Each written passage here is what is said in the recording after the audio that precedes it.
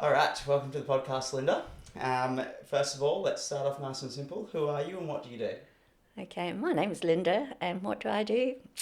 I sit in front of a computer screen 5 days a week. That and sounds exciting. Oh, very.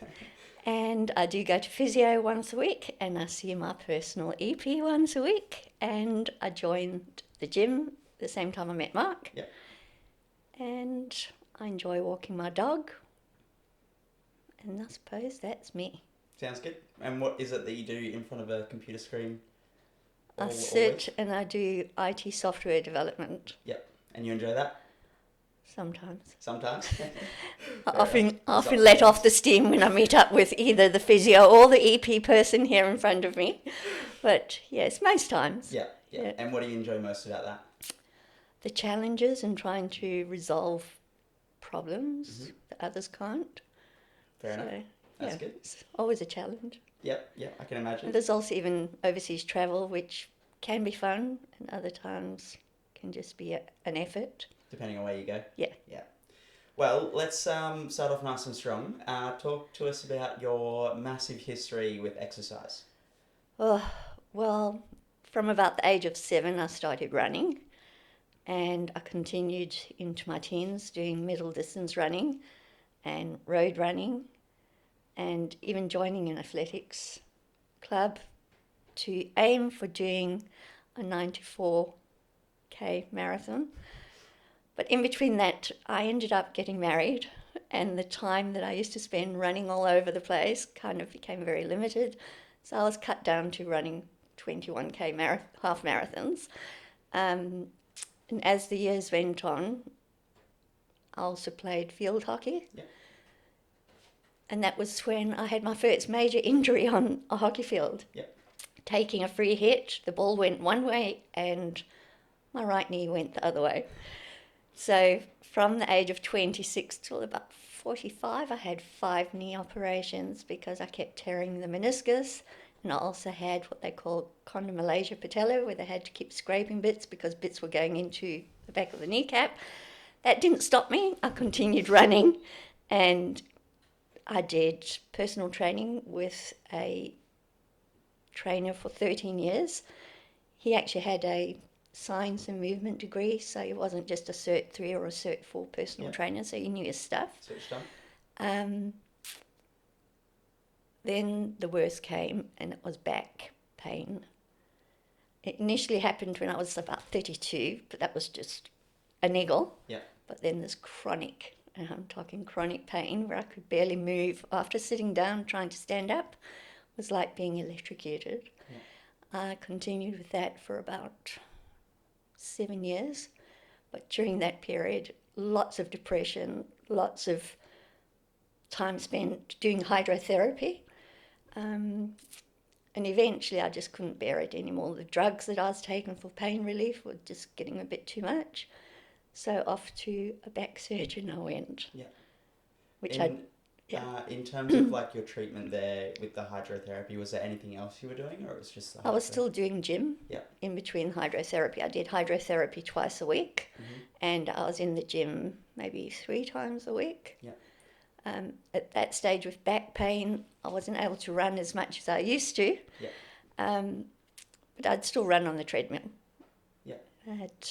The back pain was the worst you can ever experience. So I feel for people when they say they've got back pain. Yeah, and what sort of, you say that you were in the gym, what sort of things were you doing in the gym when you were with that back pain? It was exercises that the physio had actually given me. So I was just doing like a program that he'd actually given me over the time. Yeah. Would you, like going through everything that you've been through now, would you do anything differently, looking back on it? Definitely. What would you do differently? I'd have kept on with the pain pills for my back. Because after back surgery, I was left with nerve damage on the 3 levels that they actually fused. And I've now got neurological damage down my left leg, which affects my balance. My toes are a bit spastic. I call them spastic. My daughter hates it when I say that. She goes, "They're not spastic." I said, "Well, what do you call this when they don't move?" I've also got numbness down the left side, and it affects my balance. Yeah. Yeah. And that is obviously quite challenging mentally as well. It has been. Yeah. After back surgery, I wasn't able to walk unaided for about 7 months. Okay.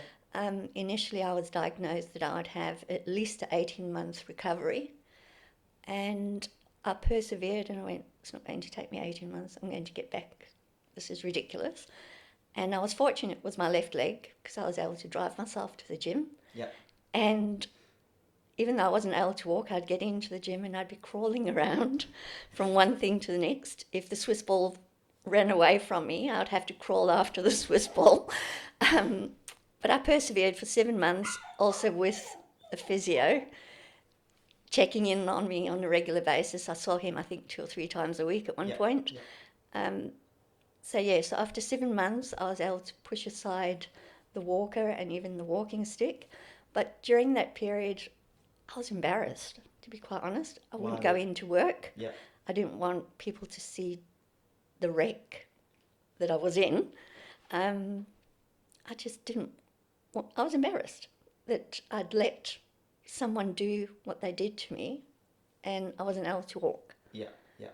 And how long ago was this? 2018. Yep.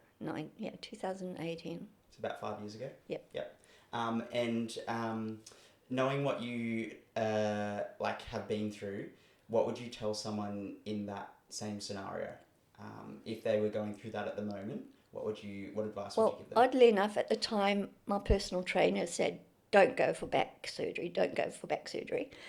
And he was working out of a gym that had no swimming pool. So Yeah. I actually said goodbye to him after 13 years. Yeah. And I joined another gym that had a swimming pool and a physio on the property. And that's where I did hydrotherapy. Yeah. I found the hydrotherapy a lot easier on the body. And I was able to do movements in the pool, which I couldn't do outside. And thinking back, I think saying goodbye to my trainer after 13 years, that was a big mistake. Had I stuck with him, he would definitely have spoken me out of going for that back surgery. Yeah.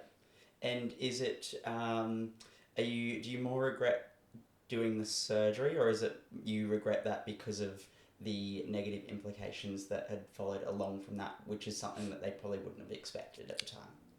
I think it's the result of the back surgery. Yeah. The way I've been left is what I regret the most. Yeah, yeah. Had I haven't had as severe back pain ever again, with exception of once.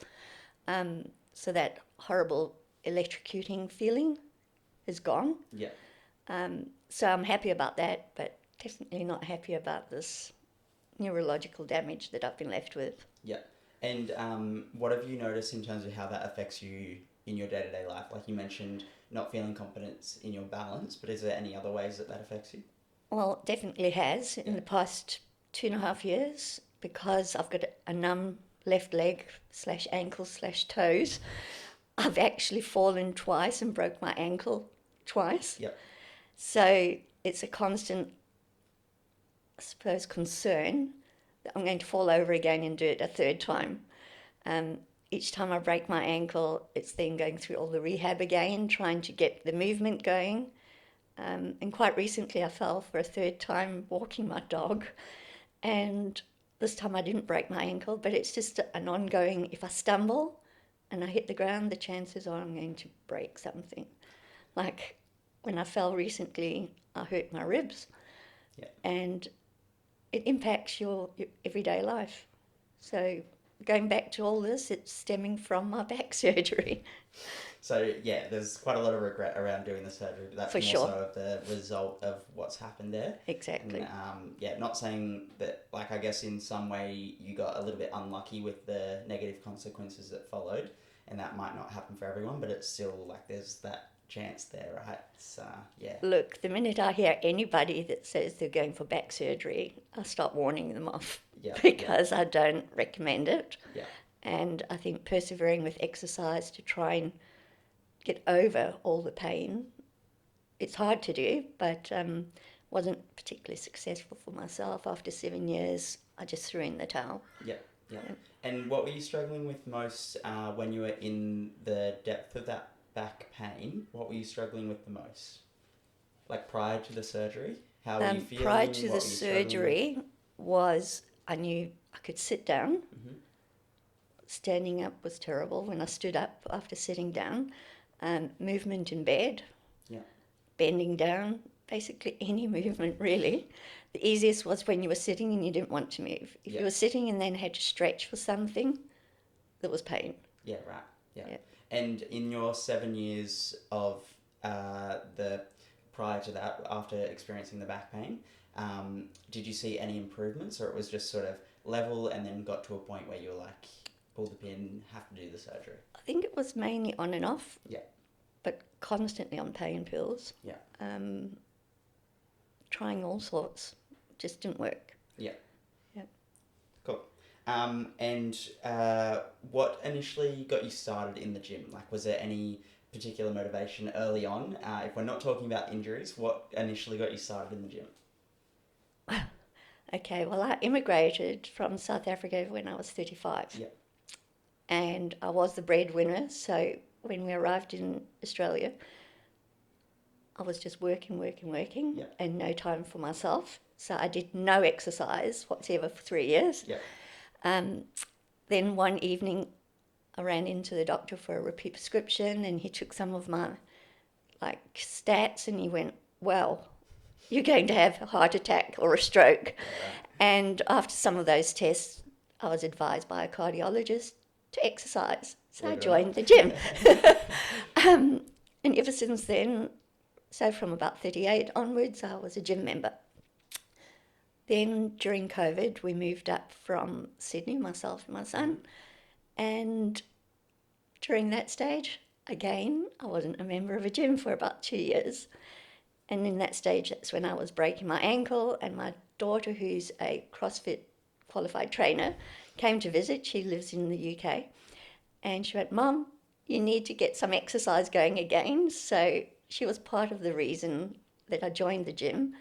But the main thing was bumping into Mark at Central Park at Pacific Pines one Saturday morning whilst I was walking my dog. Yeah. So you know that story. I know that story. So Mark took myself and my dog over to the gym, and I signed up, and I haven't looked back. No, yes, the dog came in for a tour around Snap Gym. So yes, I haven't looked back. That was August 2023. Yeah.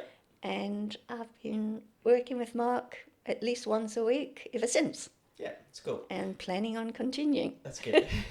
We like that. No, having that experience with trainers and physios and EPs, what would you say the main difference is for someone seeing a personal trainer versus an EP or a physio?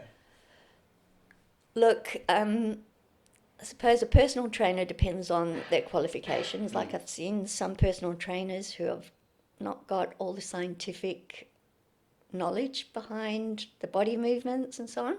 Some of the trainers, like my past one, he had the science and movement degree. He understood a lot. The exercise physiologist knows what exercises are suitable for the various injuries, and they've been trained and studied all the various examples. I did actually come across exercise physiologists for the first time when I was in rehab hospital after my back surgery. Yeah. And I couldn't understand at that stage. I would see a physio, and then I'd see these exercise physiologists, and I was going, "What's what here?" What's the difference? And the physios were generally just giving you exercises, whereas the EP was saying, "What part of you is sore? What's hurting more? Let's try it this way," rather than just doing what the physio. So it was a good combination that I had in rehab. And to be honest, I think the EPs are... No, I'm not promoting you that much, but I think the EPs do actually outgun both physio and personal trainers from my experience over the years. And that's a big promotion for you, right? Let's circle back to the running. What initially was the main, what got you into that to start with? I suppose my dad used to encourage us all to run, and coming from a family with 3 kids, we're always very competitive with one another. Yeah. So my dad used to stand at the garden gate and then time us and set us off with a 5-minute gap between each, and we all had to run a particular route, and then he would time us as we got home. So it was like competing against your siblings initially. Yeah, cool. And then, of course, it was school athletics Yeah. and cross country. And then just running with friends on road races and for sheer enjoyment. Yeah. Yeah. Um, Is there any particular like race or anything that you like a personal best or something that you can really remember that's like a highlight for you? a highlight, but with bad pre-race preparations, was a half marathon I ran with a work colleague. Have I heard this story before? I think I I have. think you have, and it's not extremely good to brag about, but I did actually run quite a good half marathon that day. He was driving, and bad to say, in those days, people did drive and drink alcohol at the same time. I wasn't driving, but I did drink several beers before this race, and we chewed on biltong on the way, which is the equivalent of jerky. Yeah. Both things which you should never chew on or drink before a race. And I So actually shouldn't did a get pre-race nutrition no, advice from you. I did a personal best that day on beer and biltong, but definitely not the best pre-race experiences. Definitely not. And what did you enjoy so much about running itself? Like, why did you sort of gravitate towards that? I used to find it quite a method of relaxing and de-stressing. For example, during exam time, whether it was school or studies, in the middle of exams, I'd say to my mother, I'm going out for a run. And she'd go, what? You're supposed to be studying. What are you doing? I'm going, I need to go run. And then I could come back after a run, sit down and focus and carry on studying. It was my way of spending time just decluttering Yeah. myself Yeah. internally. Yeah. Yeah. It was a nice way to sort of ground yourself and feel a bit more relaxed going into like stressful time and fair enough. And what do you miss most about running now? Would it be that side of things, or is there anything else that you miss? I think I miss the actual physical activity and the body movement and that rhythm that you could get with running. Yeah. And why would you say you miss that? Because I've had it in my life since a very young age, and I've always been running. Yeah. Yeah. You sort of feel like you miss that a little bit now, in terms of like what you're able to do now? Correct. Or do you feel like there's that level of being able to replace it with some of the gym stuff that we do? Oh, look, definitely. I mean, I replace what I can do with the gym. Yeah, I do that. But I do still miss, and occasionally I try to jog, and I can only jog for maybe 10 to 15 seconds on the treadmill. Yeah. Because I've just got a heavy left leg, and I'm also scared when I'm planting my left leg down that it will just roll over and I'll tumble off the off. Any piece of advice for me going into the marathon later in the year? Don't drink beer or biltong before the race. Fair call. No other meaningful bits of advice for me? Just keep building slowly up with your stamina Yeah. on the way there. Yeah. It'll all fall into place, hey? On the day of the race, you'll just excel. Yeah. I don't know, you suddenly get this great adrenaline rush when you're standing there at the beginning of a race, and you go, here we go, and you start charging off. Yeah, I think I am a little bit nervous just because like I feel a bit behind where I should be in my training at the moment, but I also know there's like that race day adrenaline and having like a week before, if I do my training right, having a week before I can be like fully fresh. Yep. Like I think it'll be a big difference, but we'll just have to wait and see, I guess. And remember, hydrate at the various stations. Don't think you're just going to run the 42 Ks without any hydrations. No. Even have like some hydrolytes or something in your pocket, suck on some of those. Well, the other thing as well is I have to be careful with my diabetes as well, right? Because I don't want to be at a point where I'm like either like really high or really low. I want to find a way to sit quite level, so I think that'll be an extra challenge, but we'll see how That'll we be go. something you'll have to look at during your training, Mark. Yeah, definitely. We'll see how we go. Now talking about running and doing things like that, let's talk about the recent hip issue that we've had as well. Run us through what's going on there. Recent, okay. Well, recent, but... Yeah. Right, well, rewind a few years. 2 years after my back surgery, I wasn't able to move around in the bed without sharp pain in my hips. And I was going, well, what's going on here? So I saw my GP, and he's going, sounds like a hip problem, but you're too young to have hip problems. But he sent me off for x-rays and whatever else I did. And he was absolutely astonished when he saw the results that I had bone on both my hips. So just 2 years after recovering from major back surgery, I got sent off to a doctor or a specialist. And before I knew it, I was having bilateral hip replacements. And again, rehab and meeting physios and EPs. But the right hip was never great after that. It kept on jamming up, and a year after that, the doctor opened up the hip. He found the actual prosthesis actually had a crack, so he replaced part of that. And quite recently, it still hadn't fixed the problem. Quite recently, I saw another doctor, another hip specialist, and he has done surgery about 3 weeks ago now. Yep. And he trimmed the hip flexor. Now, that's Linda's word for the hip flexor. Mark will give you the actual proper name. Rectus femoris, so it's a quad and a hip flexor. So yep. Yeah. So that's been trimmed, and after 5 days of that surgery, that was done through keyhole, I was back at physio, and then a week later I was with my EP, Mark. Just doing some adjusted work. Yeah. So my exercise program has not changed too much at this stage. The only thing that's been left out of it is the straight leg lifts for now, and doing any single leg exercises. But anybody seeing me walking around wouldn't know I've had surgery 3 weeks ago. And I actually think it almost looks a little bit more comfortable for you walking around than what it looked previously anyway. So hopefully that's had a good positive influence on what's going on in that right hip. Well, time will tell, because one of my goals, I think I've mentioned to you previously, I actually had a funny experience several months ago on a Friday night at the gym, and one of the trainers were trying to rope up people to come and join his class. And I was like, oh, I don't know, ab exercise? Yeah, maybe I can do. My abs are okay. Little did I realise a lot of it was single legs and like scissors, and I couldn't lift up my right leg. So that became a bit of a joke in that class. And you're sitting there smiling because you even laughed about it when I told you that I was silly enough to go into that class. Well, it's not silly. It was just. It was an attempt. Yeah. But like knowing that there would have been quite a lot of things that you have to do when training abs that like work around your hip and like your hip flexors and leg movements and things like that. It was like the thought of how you go in that is that there'd need to be some adjustments, but ended up going alright apart from the leg stuff. Yes, no, it did. And the next day my abs were sore, so something definitely worked.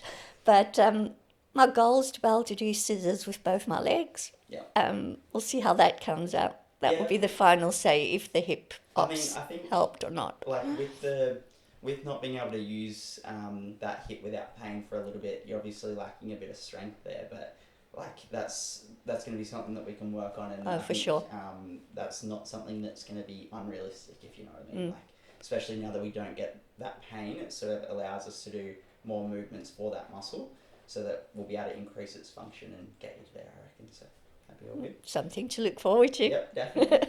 Now, one question I've got around your injuries is, what age did you say you started in the gym again? Look, when I was at school, I was going to the gym and doing, in those days, what do they call that? We were doing a lot of dancing, jumping up and down, aerobics. We were doing aerobics a lot. So I used to go with my mum in the morning. We'd do an aerobics class. She would drive us there. And then often after the aerobics class, I'd say, go home. And I'd run home, which was about over 4 kilometres to get home. Then get ready for school or work or whatever it was at that stage. And then in the evening, I'd do at least another 1 or 2 aerobic classes. So I suppose I was a bit of a gym junkie. I never in those days did weights. It was always just the aerobics. That was going to be my next question, was there any sort of strength work No. going on in there? Yeah, what would you say is the first, age that you started doing strength work? 38. Yeah. And knowing, with all your injuries and everything that you've been through now, would you regret starting that late in terms of the strength training? Like, would you have preferred to start earlier knowing what you know now? As a runner, I think I should have been doing it while I was running. Yeah. I used to look at some of the sprinters who were always recommended to go to the gym and build up their muscles. Mm-hmm. But the sort of middle distance runners, we just used to run. Yeah. Um, and that I was think sort that of- was the worst. We should have actually been going to the gym as Yeah. well during that But stage. that was sort of the idea then as well, right? Is like that it wasn't that important. That's Wouldn't you say right. that's I mean, yeah. things have changed and people have become more knowledgeable. And in South Africa, we ran a lot even barefoot. Yeah. So when we were training on the athletics track, we didn't put shoes on. Yeah. When we ran on the roads, depending on what our parents could afford, you could have been running in real crappy shoes, to be Yeah. quite honest. People running now know to have decent running shoes, even decent socks, because if you don't put decent socks on, Yeah. your feet are sweating inside and you'll Yeah. blister when you're running longer distance. Yeah, that's true. Yeah, so definitely I think like going back and not saying that that would have like had no chance of any of these injuries happening, but I think that would have been a big help for you in your early days as well. But it's one of those things you don't really know. You don't know, if it's you don't get hindsight. told. It's like Yeah. it's all good to look back on that, but it's I think that would have been huge for you when you were younger, especially with all the running you were doing. Yep. I think that would have been massive in helping protect like your joints and all of that to increase your capacity and withstand the loads of all the impact of running as well. Definitely. Yep. But yeah, it's all good to look back on that. But It now is. you can sit here and give the advice of like anyone who's running at the moment and not prioritizing their strength training is probably like setting Prone themselves for injury. up for increased risk of injury, especially not even now, but later on as well. No, for sure. Yeah. The strange thing is, actually, some years ago, I got sent for a bone density test, and that's fine. Yeah. My bone density is okay. Some people might think, oh, she's got osteoporosis or something like that, but it's not. It's just been muscle strength, not being able to hold the joints in place, and so on and so forth. So, Yeah, well, it's like one of the big things for bone density is impact, right? Yep. It's like when you put the impact on the bone, it's going to feel the need to strengthen that bone, and lots of running will give you lots of impact, but then like you've missed out on that strength side of it. For sure. Yeah. Cool. All right, let's move on from that. Let's talk about your approach to like health and fitness and movement and things like that. How has that changed since experiencing these injuries?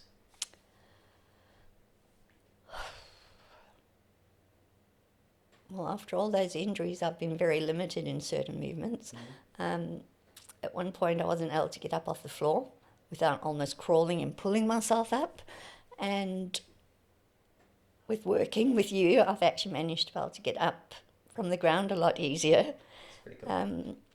I suppose I'm always aware of the imbalance I've got after the injuries. It's just a matter of keep working at what I'm doing, because if I'm not working, my muscles are just getting weaker and weaker, and I'll go back to falling and injuring myself again. Would you say it's more about just really trying to find, like, meeting yourself where you are at the moment and work on progressing from there? Like, less about, trying to be an athlete as much as I tell you that you're an athlete, and more about just finding out where you are at the time and trying to build from there? I think I just want to be able to still keep moving. I don't want to go backwards any more than what I have in the years. And what lies out there in the future, I don't know. Wait and see, just keep working. Yep. Yep, trying to get better. I like it. And what advice would you give someone in the middle of those injuries in trying to maintain a positive mindset? It's hard. I've at times just gone, oh, forget this. It's just not happening.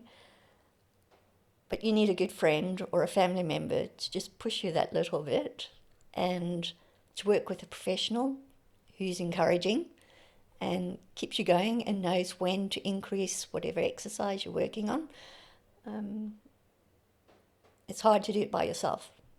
You do need someone to help. Yeah, bit of a support network. You think that's really important? Yeah. And we've just spoken about like just trying to meet yourself where you are and slowly increase from there. Why would you say that that's important to you? Like, why would you say that slow build up from where you are now and maintaining that positive mindset? Why would you say that's important to you? think it's important because I don't want to end up being in a wheelchair and immobile as I get older and older. I still want to be able to walk my dog, do grocery shopping by myself, do general everyday stuff by myself. Yes, it's just to keep healthy as much as I can. Yeah. So you are really trying to focus at the moment on longevity and trying to have as many health years as possible. Exactly. Yeah. And there's not that many left. Oh, that's I wouldn't say that. There's a few runs in there, I can say.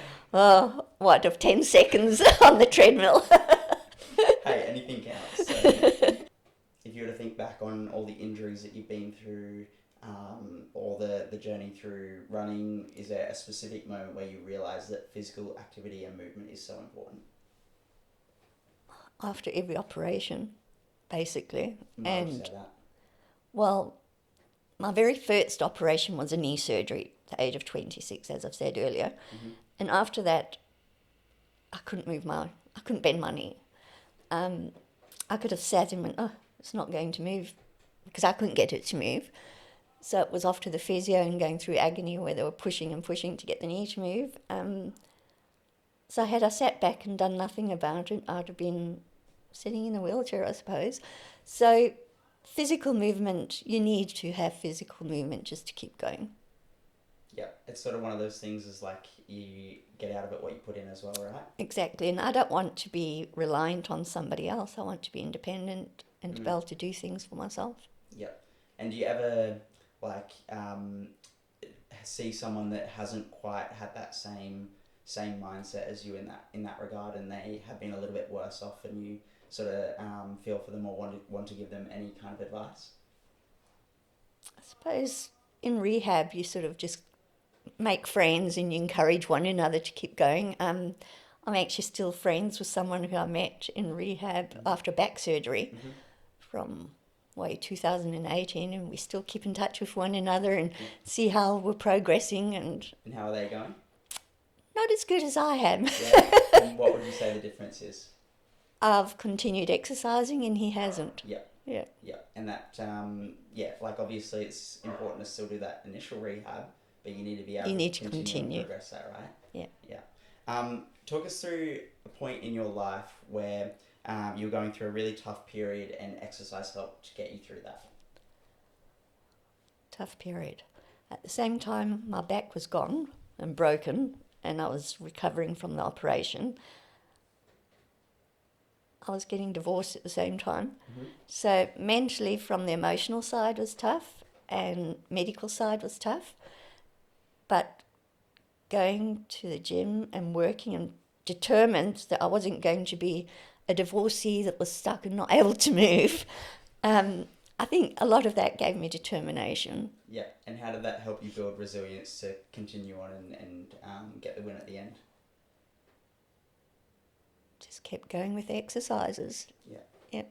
But as I say, I've had a few stop-starts in between as well, and with relocating and that, and it's just getting a new fresh mindset each time when you hit that low and your support group, as in my daughter this time, get back to the gym, need to exercise. So yeah. And how do you feel like when you go through those sedentary periods where like you haven't been doing as much? How do you feel in that moment? I'm always tired and like lifeless and lackless, and the world's just a bit harder for you to deal with when you're not exercising. Yep. And like when you are really good with your exercise, obviously that takes a little bit of discipline. What would you say helps you keep disciplined when you are really motivated and really engaged in your fitness journey?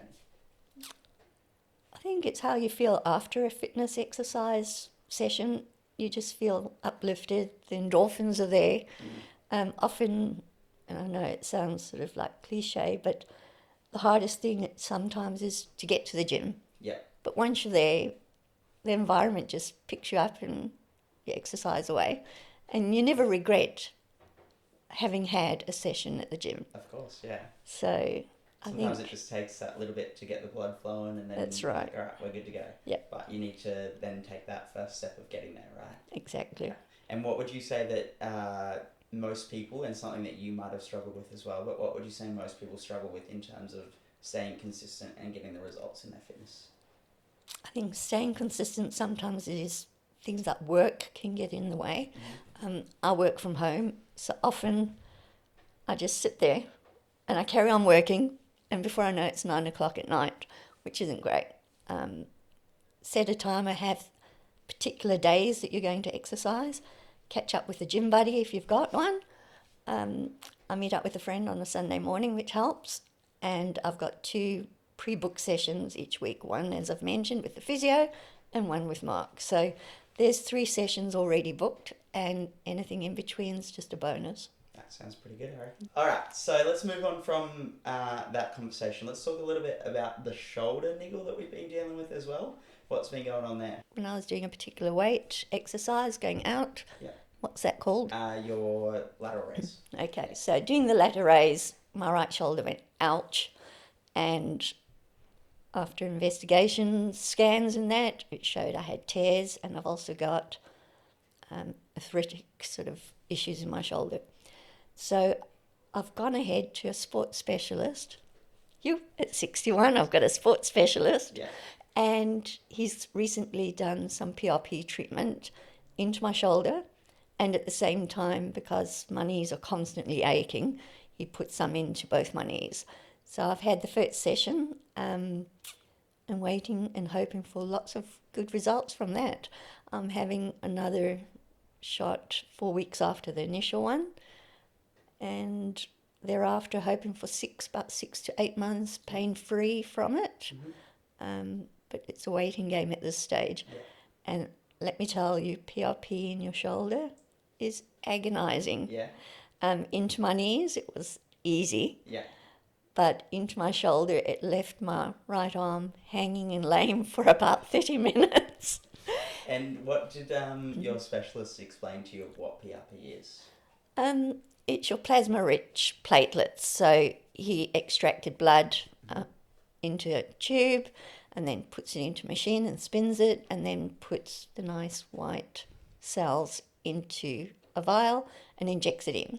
So hoping that will assist your body to do natural healing rather than taking drugs and stuff. It's more your body trying to heal itself. Yeah, and that shoulder injury, it's been a bit up and down over the last 9 months to a year. Yeah. Yeah.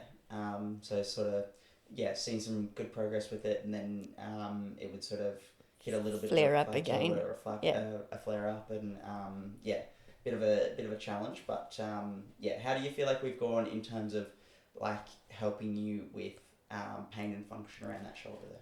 Well, when the initial pain happened, we cut back on the exercises on my shoulder, and we're now at the stage where we're progressing back up to doing a bit more exercises above the shoulder. So it's been gradual, and you've done a good job in just gradually increasing where I feel as if I'm getting back to where I was. Yeah. That's a good call, I reckon. I reckon we're progressing well in terms of function and where you get pain, which I guess is the most important thing as well, right? Yeah. Help you increase your independence and not have to worry about an overhead reach giving you pain or That's something right. like that. Which will help you in terms of not having to ask for help from your son or something like that. That's right. Yeah. Well, I mean, our recent exercise meeting together, I had to admit that I had a muscle pain that I got from putting a sock on. Okay. And I think I was overstretching. Yep. And that's getting better as well. Yeah. Is there anything that you're, obviously we've mentioned longevity being a massive goal of yours. Is there anything in particular that you're working towards, or any, you mentioned the ab class being a goal as well. Is there any other goals that you have? No, I just want to be independent and keep going. Yeah. Okay, last thing I want to go through is I just want to leave the podcast with one bit of advice you've got for anyone struggling with an injury at the moment. They're in the thick of it, they're in the trenches, and they're struggling mentally to find the motivation to even ask someone for help with their injury or with their condition or whatever it is, and what you would tell that person. Last piece of advice. I'd tell that person to stop sitting there in the dungeons and feeling sorry for themselves, and to get out there and get some professional help. As in, even if it's for mental health, but also get definite help in exercising and rebuilding and getting over whatever physical exercise or problem that they've got right now. That sounds pretty good, I reckon. We might leave it there. Yeah, we definitely need people like yourself to help us through life, right? Well, that's good. Well, I'll keep a job then, hey? Okay, definitely. I'll employ you. Cool. Well, thanks for coming on the podcast, Linda. It's been a pleasure. I'm sure maybe one day we might have to run it back and do it again, but and have an update on the progress with how we're travelling. I might be running 20 seconds on a treadmill by then. That would be really nice. So we'll see how we go. Now, well, thank you for coming on, and I'll see you on Thursday, I guess. You will. Thanks a lot, Mark. No worries.